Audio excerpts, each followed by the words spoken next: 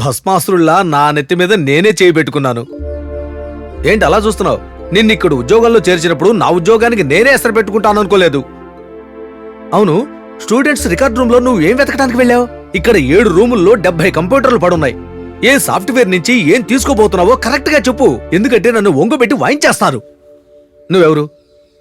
సిబిఐవా, సిబిసిడివా, లేక ఏబిసిడివా? ఇలా చూడు, ఈ ప్రపంచంలో అణు ఒక చిన్న ప్రాణి, కానీ ఆ పాపకి ఈ స్కూలే బాబు ప్రపంచం. ఆ బస్సు నడిపిన డ్రైవర్ జైల్లో ఊచలు లెక్క పెడుతున్నాడు, కానీ ఆ బస్సు ఓనర్ కరెన్సీని లెక్క పెడుతున్నాడు. నిజం ఏనాటికి నిద్రపోకూడదు బాబు. ఏ టైంలోనైనా సరే మేల్కొనే ఉండాలి. ఆ అయ్యగారు ఉన్నంత వరకు అంతా సవ్యంగానే జరిగేది. ఏనాడైతే విక్రమ్ చంద్ బాధ్యత తీసుకున్నాడో ఆనాటి నుంచి అంతా సర్వనాశనం, అన్నిటికీ డబ్బే. ఒక బిడ్డ సెప్టిక్ ట్యాంక్ లో పడి చచ్చిపోయింది.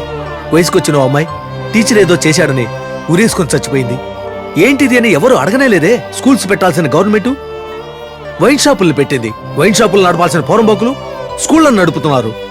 ఇలా చూడు బాబు, న్యాయాన్ని నిలదీసి అడగడానికి హీరోలా ఉండాల్సిన అవసరం లేదు. న్యాయాన్ని ఎవరైతే నిలదీసి అడుగుతారో వాళ్ళంతా హీరోలే. నాకు సంబంధించినంత వరకు నువ్వు కూడా హీరోవే. నువ్వు మా ఊరు వాడివి కనుక నీకు హెల్ప్ చేయాలనుకోలేదు. నువ్వేదో సాధించాలనుకుంటున్నావు కదా, అందుకే నీకు హెల్ప్ చేయాలనుకున్నాను. వెళ్ళరా.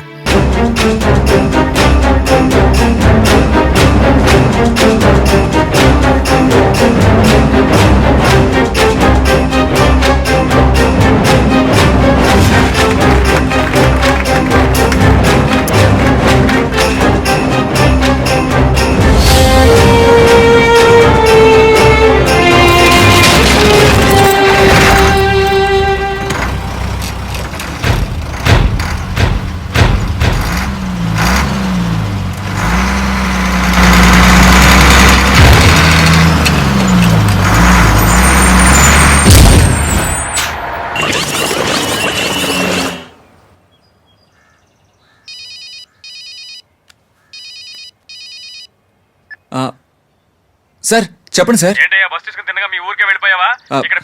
సార్ అది బస్ తీసుకుని వస్తున్నానా, వచ్చే దారిలో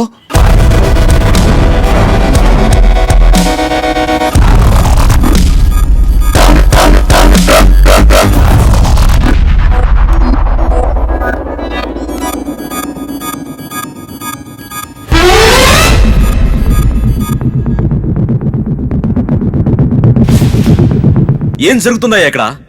మన బస్సు నడ్డి రోడ్లో ఎలా తగలబడిపోతుంది? మన బస్సులో సగం బస్సులు ఓల్డ్ బస్సులు సార్. మెయింటెనెన్స్ కూడా సరిగ్గా లేదు. కాలిపోయిన బస్కి డ్రైవర్గా ఉన్న శంకర్ కూడా ఇదే చెప్పాడు. మిగతా డ్రైవర్ కూడా ఇదే చెప్పారు సార్. ఆ డ్రైవర్ ఇప్పుడు బయటే ఉన్నాడు. నేను పిలుస్తాను, మీరే మాట్లాడండి. 1 సెకండ్. చెప్పండి sir. Yes sir, yes sir, coming sir. Sir ఆయన వచ్చారు, వెళ్ళి తీసుకురండి త్వరగా. సార్ ఆ డ్రైవర్ తర్వాత చూసుకోవచ్చు. డ్రైవర్ సార్, నువ్వు వెళ్ళిపోవయ్యా, నేను తర్వాత పిలుస్తాను. అలాగే సార్.